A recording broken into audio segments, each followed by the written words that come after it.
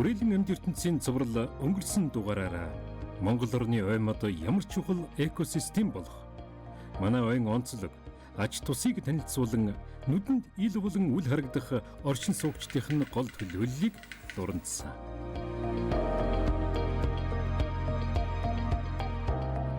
За Монгол орны ойн сан их онцлогтой, Сибирийн их тайгын хамгийн урт зах. Утаагүй төмөр гэж ярьдчаа тий. Яг л хөнөө чивжийн тархалт бол яг төмөр шиг ийм нөлөө үзүүлж байна. Сибирийн хүр ирээхэн болохоор буруу хувилттай юм шавж байдаг. Энэ юу гэсэн үг вэ гэхээр өндөг хүрэнцэр хүүхэлтэй бие гүцсэн гэсэн юм шатыг дамжиж хөгждөг байгаа. Харин энэ удаа өмнөх дугаарт цухас дурдсан ойн хөнөөлт шавжтай илүү ойроос танилццгаая. Ингээд ойн гүн рүү хийх танин мэдхүн аялал маань үргэлжилж байна.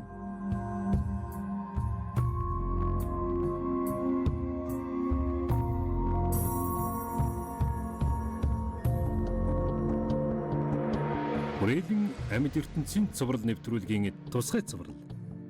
Ой мод.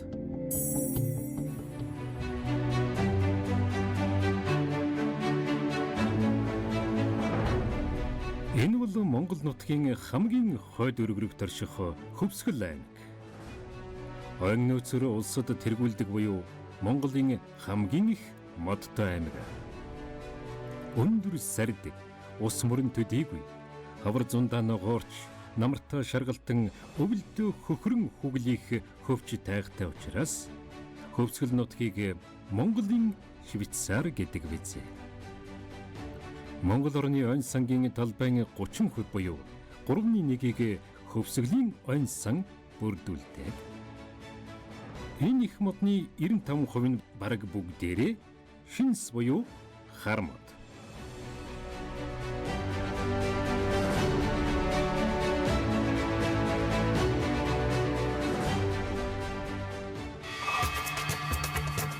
Ийм гурван баримт. Баримт 1. Хөвсгөл аймгийн ойн сан нийт 3.9 саяга талбайтай. Баримт 2.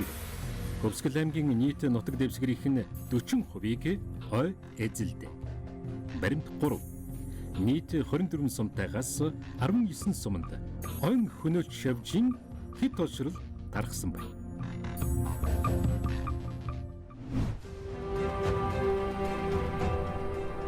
Тийм ээ.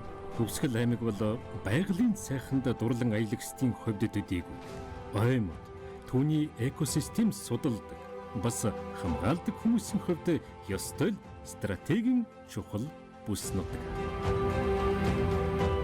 Хамгийн их хойд Хөвсгөл аймгийн дэлгэр мөрөн сум дундын ойн ангийн дарга ингэж ярьж байна. 3.9 саяга ойн сангийн маань бол 8.3% буюу 326 мянган гадалбайд хөнөөл учруулж байна. За 8.3% гэдэг чинь ийм багтаа сонсогдож байгаа гэсэн цаашдаа энэ хөнөөлч явжийн тархалтын судалгааг хийж голомтыг хязгаарлахгүй бол 15-20 гэх мэтлэн ийм өндөр тоонд хүрээд нэлээд хэмжээний хөрөл учруулахаар ийм төлөв байдал ажиглагдаж байгаа. За сүүлийн жилүүдэд Хөвсгөл аймагт бол 560 орчим гадалбайд жилд судалгаа хийж байгаа. За улс аймаг орон нутгийн төсвийн хөрөнгөөр бол жилдээ 334 мянган гадалбайд бол тэмцлийн ажил хийхээр ингээд хийгдэж цааш ингэж хийгдэхээр төлөвлөгдөж ажиллаж байна. Аймагуудад ялангуяа Хөвсгөл аймагт хөнөөлт шавжийн довтлогоо эрчимжиж байна. Нийт 720 мянган га талбайд шавж устгах тэмцлийн ажил даруй хийх ёстой болоод байгааг мэрэгжилтэн судлаачид хэлдэг. Энэ бол зөвхөн судлаачдын төдийгүй энгийн иргэн эгэлжирийн мачтын санааг зовоож сэтгэлийн чилээж байгаа асуудал юм.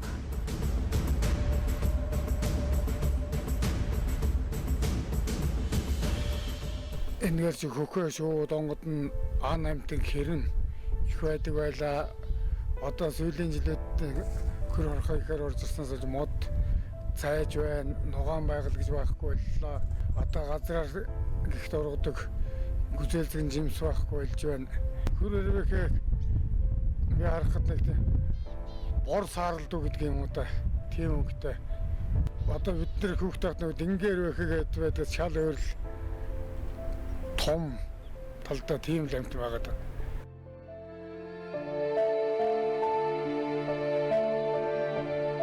Манай өөрөө чимээгүйхэн довтолж эзэн сууж эхлээд байгаа хөнөөлтөй шавжийн хамгийн гол төлөөлөгчдийн нэг бол Сибирийн хүр эрвэхий гэх энэ ирхэн. Харин тэр яаж амьдэрдэг, хэрхэн үржидэг юм болов? Олшрох болсон гол хүчин зүйл юу вэ? Уур амьсгалын өөрчлөлтөөс үүдэлтэй ган гачиг байгаль цагуурын тааламжгүй нөхцөлд энэ шавж хамгийн ихээр өсч үржин тархадаг. Зөрлөвөөс дархлаа суларч, ядарч сүлдсэн үед бие организм дахь вирус гадны биед идэвхчин өвчин ороодогтой адил юм. Судлаачийн үг илүү нарийн ойлгох байх. Хамтдаа сонсцгоё.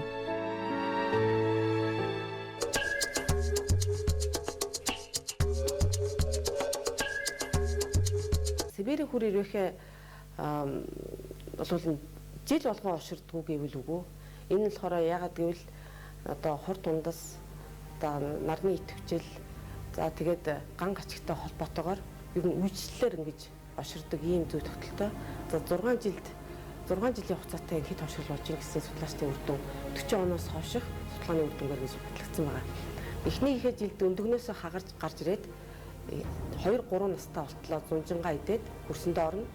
За хөрсөнд орж 9 сарын сүүлээр хөрсөнд орж боожоод тэд нар хөрсөнд боожохтой болохоор яадаг вэ гэхээр тухайн газрын цэгийнхээ хамгийн нам дор газар ирээд үе үсгэж ингэж одоо нэг өвлийн хүүтнийг давах гэж байгаа тий. Үе үсгэж өвлждөг. Инхээр их хүүтэн өвөл цас багтаа өвөл байх юм бол нь одоо нэг газрын гадрахтай ойрхон хэсгүүд нь хөлтөөд гүн тэрнээс доор орснууд нь итгэвчээд 5 сарын сүүлээр гарч ирж буцаад модоргоо өгсөж гарч иж идэж эхэлдэг. За ингээд 6 сар бүтэн 7 сар бүтэн 8 сар бүтэн 9 сар бүтэн уучгаар эдгэр чинь 6-7-8 сартаа буюу ахлах насны хүрэнцэр бүр илүү их одоо өөрийнх биеийн хэмжээнээс 2-3 дахин өдөрт тэгж шилмүсийг иддэг. Шилмүсийг идэж цөлмөд тэгээд одоо 2 дахь жилдээ болсон хүрэнцэр нь болохоор хүүхэлдээ одоо бэлэн болж шижгэд бэлэн болоод хөдөлгөөнгүй байдалд орж ирдэг.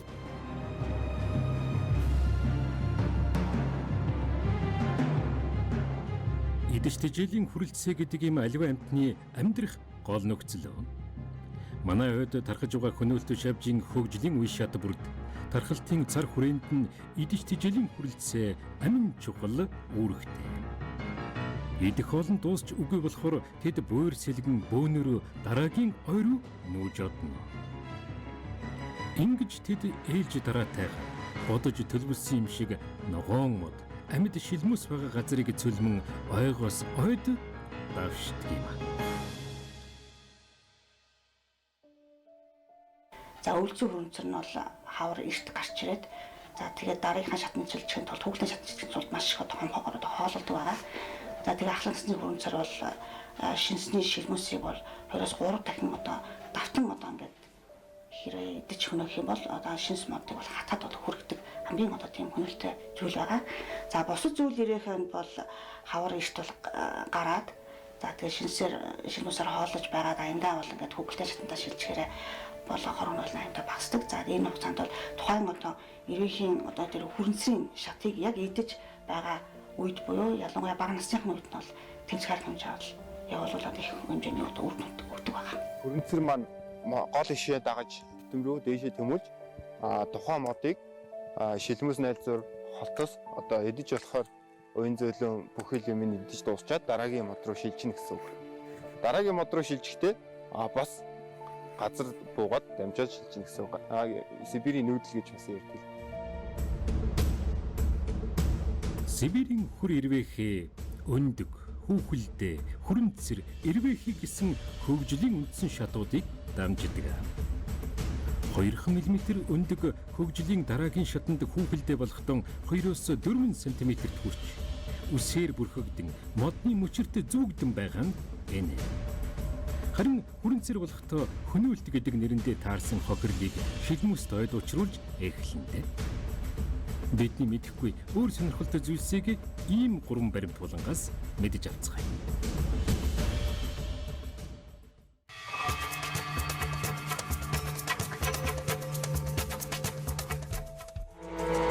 Баримт 1.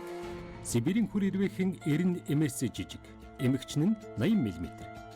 Баримт 2. Эмэгчин нь 7-оос 8 дугаар сард 200-аас дээш тонны өндөр гаргана. Баримт 3. Хүрэнцэр нь минутанд 70 см буюу 1 цаг 42 м туулах чадвартай.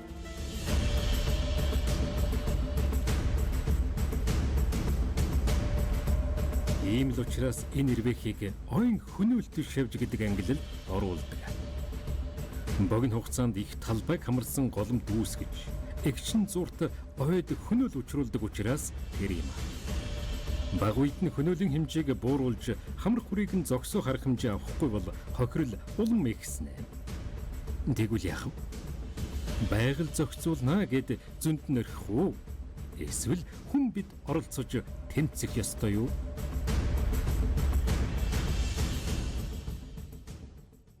Айн сангийн хөнөөлж авчаас хамгаалах ажил зайлшгүй шаардлагатай хийж хүний гар хүржээж энэ шавжийн нөлөөллөөс тодорхой хэмжээний гадаалбайг авч хамгаалж үлдэх шаардлага байна. Айн гол хөнөөлт ирвэхийн эсрэг бол яг хүрнцэрийн шатанд тэмцдэг байгаа. Яг тэгэхээр хүрнцэрийн шатанд л одоо энэ модны шилмүсээр бол хоололдог. За Монгол улс бол биологийн бэлтгэлийг одоо хөнөөлж шавжийн тэмцлийн ажилд бол хэрэгжилж байгаа. Сибирийн хүрийн хөнөөл болоод 2-3 жил голомтлоод одоо суурьсан газар бол ер нь тэмцэл хийхгүй бол буцаас ирэх магадлал маш бага болчихдог. Аюулын харанга цохиж оймод биднээс аврал хүсэж байна. Тэмцэхгүй бол үр дүн үүнээс ч харамсалтай байх болно. Угаасаа харьцангуй бага талбайг хамардаг Монгол орны ой сэмэрч хорогдох болно. Ойн экосистем доройтно. Ой модонд байдаг амьтад үгүй болно. Хөрс хуурайш. Хэдийгээр хөрөнгө санхүүжилтийн дутагдлаас болж өнгөрсөн хугацаанд уур амьсгалын өөрчлөлттэй хангалттай тэмцэж чадаагүй ч зөвлөлтийн эсрэг нийгмээрээ хөдлөн ойм одоо олон болгохоор ажиллаж эхэлсэн. Цаг болсон учраас ажиглан суух аргагүй болсон учраас тэр бөмбөд үндэсний хөдөлгөөн 2030 он гэхэд тэр бөмбөр тоологдох мод тарьж, арчлан хамгаалж, ургуулснаар ойн санг 9% хүргэх зорилтыг дэвшүүлжээ. Одоогоор жил гаруй хугацаанд 10 гаруй сая мод тарьсан гэсэн мэдээж байна. Гэвч шинээр тарихын зэрэгцээ одоо байгаа нас бид хүрсэн ой модыг устгаж байгаа хөнөөлт шавжтайч тэмцэх хэрэгтэй. Тэгвэл яаж тэмцэж ирсэн? Одоо яаж тэмцэж байгаа вэ? Хүрээлэн амьд ертөнцийн цувралын хээрийн зураг авалтын үеэр чухам орон нутагт ажиллаж байгаа байгаль хамгаалагч ингэж ярьсан. За манайхч бол одоо нийт бол эн чинь 550 орчим мянган га газар нутагт бол за нарс хуш хайлаа шинс гэд нийт бол одоо 10 орчим төрлийн бол одоо айн сан энэ дээр бол одоо манайхд бол одоо байдаг. Тэгэхдээ голцоо бол одоо Сибирийн хүр орхоо хортонгууд бол одоо нөгөө шилмүст модны хортонгууд ихэвчлэн навчт модных нь бол гайгүй шилмүст модны бол одоо хортон бол ихээр бол одоо тархсан байдаг. Улсын төсвийн хөрөнгөөр орон нутгийн төсвийн хөрөнгөөр бол тэмцлийн ажил бол одоо хийгдэж байгаа боловч одоо тодорхой үр дүнд бол одоо хүрэхгүй байна. Эхний жилүүдэд бол химийн аргаар одоо тэмцлийн ажил хийгддэг байсан. Химийн аргаар хийж байгаа тэмцлийн ажил бол нэлээд үр дүнтэй боловч биологийн одоо бусад төрөл зүйлийг бол одоо хомсдуулж байна гэсэн одоо нэрдэмцийн шинжилгээ судалгаагаар гарсан энэ дүгнэлтээс үндэслээд одоо сүүлийн жилүүдэд нь биологийн бэлтгэлээр бол одоо тэмцлийн ажлыг бол сүүлийн 3 жилд ингээ хийгдэж байгаа. За тэгэхээр хийгдэхдээ бол одоо хөрөнгө мөнгөндөө таарагдаж 50,000 газарт одоо хортон тэмцлийн ажил хийгдэхэд орон нутгийн төсвийн хөрөнгөө тавьсан хөрөнгүүд бол 5,000 орчимд нь одоо 10% нь л одоо тэмцлийн ажил хийгдэх. Ийм одоо хөрөнгө мөнгөндөө одоо бас боогдсон ийм ажлууд ингээд хийж байгаа учраас бол энийг бол бас одоо төр зэг бас харж үзэх зүйтэй. Энэ дээр бол анхаарал хандуулах зүйтэй гэж ингэж одоо олон жил ажилласан мэрэгчлээ хүний хувьд бол бас одоо бас бодож явдаг.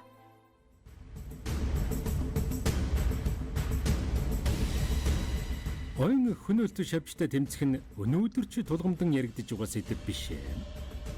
Өнгөрсөн оны мэдээгээр 16 аймгийн 109 сумын ойн сан бүхий газарт хөнөөлт шавж тархсан гэж байгаль орчин аялал жуулчлалын яам мэдэгдэжээ. Орчин үед тэмцэх ажлыг олон улсын сүүлийн үеийн шинэ дэвшилт технологи бэлтгэлүүд ашиглан хийдэг болжээ.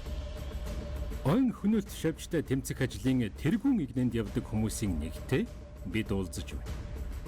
Хөнөөлт шавьжтай тэмцэх нь тэдний ажил юм. Ямар арга хэрэгслэр хэрхэн тэмцдэг тухайгаан ингэж ярьж байна. Өмнөх жилүүдэд бид нар химийн аргыг ашиглан тэмцлийн ажил явуулдаг байсан. Химийн арга нь тухайн он сангийн биологийн олон төрөл зүйл болох бүх шавьжийг устгаж үгүй болдог хийдэг байсан бол бактерийн бэлтгэлд нь био бэлтгэлд нь тухайн шавьжийн төрөл зүйл зөвхөн тухайн шавьжтай нөлөөлөх болохоор он сангийн экосистемд ямар нэгэн нөлөө авахгүйгээр ялгаатай байна.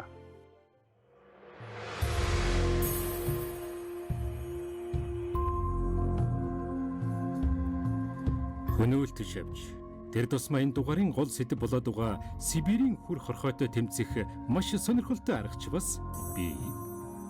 Энэ арга одоогор эхлэл төдий судалгааны төвшөнд байна. Байгальд ээлтэй хүрээлэнгүй орчинд хоргүй энэ аргыг ирээдүйд ч бас хэрэглэх үзье. Тэмцлийн үр дүнтэй арга буюу бидний мэддэггүй байгаль дээрх нэгэн сонирхолтой үйл явцын талаар судлаач ярьж байна.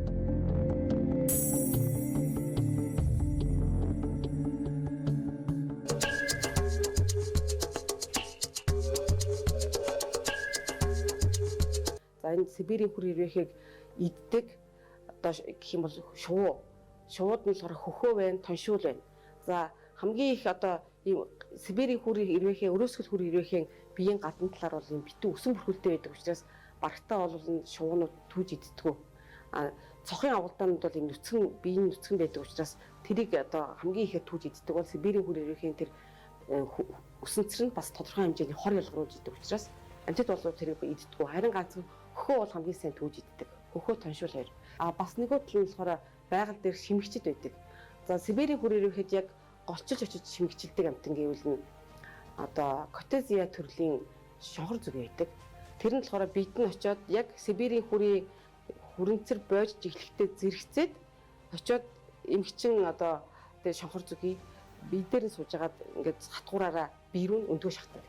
За тэгээд Сибирийн хүр ирвэхээ идээд боожоод ингээд томрох тусам дотор нь өндгөн дагаал боожждаг. Ингэж боожлтын хугацаа болоод эхлэхээр тухайн хүрэнцийн биеийг задлаад нөгөө шонхор зүгийг гараад нисдэг. Тэгэхээр тэр бол байгалийн хамгийн сайн дайсан. Хөнөөлт шавьж гэж юу болох? Хэрхэн үржид? Яаж тархдаг? Ямар аюултай болох тухай багахан хугацаанд бид тодорхой ойлголттой боллоо. Ялангуяа Сибирийн хүр ирвэхийн хүрэнцэр хэмээх нүдэнд тиймч дулаахан бус эрхэмтэй ойроос танилцлаа. Ямар ч нийт нутаг дэвсгэрийн ердөө 8% эзэлдэг ой модонд маань үр дүн нь нүдэнд харагддагч үйл явц нь далд өрнөдөг ийм нэгэн хөнөөл үрээгийн эсэрэг. Манай ойд байгаа 740 гаруй зүйл хөнөөлт шавьжаас 40 гаруй нь нэн хөнөөлт. Үүнээс 4 зүйл шавьж нь хамгийн их хохирол учруулж байна. Нэн даруй үр дүнтэй арга хэмжээ авахгүй бол 2 тэрбум мод өгч 700 мянган га ойнсан доройтолд орно. Тэгвэл ойрын үед тухайлбал 2023 онд ойн хөнөөлтөд шавьжтай хэрхэн тэмцэхэр төлөвлөж байгаа юм бол. За 2023 оны үед 150 мянга талбайд тэмцлийн ажлыг хийн. Энэ хийхдээ болохоор бид Америк нэгдсэн улсад хэрэглэгдэх тэргүүн зэргийн туршлагуудыг бид нэр нэвтрүүлэхийг зорж байгаа. За шавьжийг тархалтыг одоо үнэлэх нь хамгийн чухал байдаг. Богино хугацаанд шавьжийн тархалт бол богино хугацаанд ингээ явагдаад өнгөрдөг ийм процесс байдаг. Тэгэхээр яг тэр хугацаануудыг зөв үнэлээд өргөн уудам нутагт аль аймгийн, аль сумын, аль одоо уулын экосистем тархсан байна вэ гэдгийг бид нэр маш богино хугацаанд тодорхойлж тэмцлийн ажлынхаа төлөвлөлтийг оновчтой хийх юм бол бид нэр үүнийг тогтоон барих болцоотой байдаг. Монгол улс дэлхийн дулаарл уур амьсгалын өөрчлөлтөнд хамгийн эмзэг 10 орны нэг болохыг судлаачид тогтоожээ. Улс мөрөн, шимт хөрс, цэвэр агарын хамгийн ихний бас хамгийн чухал баталгаа нь ой мод. Ой хамгаална гэдэг экосистемийн унган байдлыг хамгаалж цөлжилттэй тэмцэж байна гэсэн үг. Гэхдээ зөвхөн энэ бол байгаль хамгаалах ажил биш ээ. Их байгальд экологид учруулж байгаа хохирлоос гадна эдийн засгийн чухал байгаа учраас тэр юм. Голомтыг хязгаарлахгүй бол 15-20 гэх хүртэл ийм өндөр тоонд хүрээд нэлээд хэмжээний хохирол учруулахаар ийм төлөв байдал ажиглагдаж байгаа. Экологийн хувьд болохоор маш их алдагдaltaй. Тэ ажлыг гүйцэтгэхгүйгээс болж тухайн ойн сан маань хатаж хуурайчих өндөр эрсдэлтэй. Энэ ойн санг аврах боломж нь бидэнд байгаа учраас бид одоо аврах хэрэгтэй юм аа. Одоо хөр хорхоноос өв сургууль байхгүй байж энийг устгахын төлөө ямар хэдэнтэй арга байна тэрийг бол би дэмжиж байна.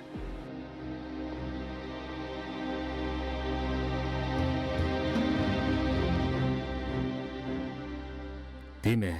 Бид ойгон аврах ёстой. Оймод үгүй бол ус үгүй. Ус үгүй бол бэлчээр үгүй. Бэлчээр үгүй бол мал үгүй. Мал үгүй бол малчин үгүй. Малчин Монгол нүүж явна. Харин энэ нүүдэл хаа хүрэх бол бидний шийдвэрээс шалтгаална.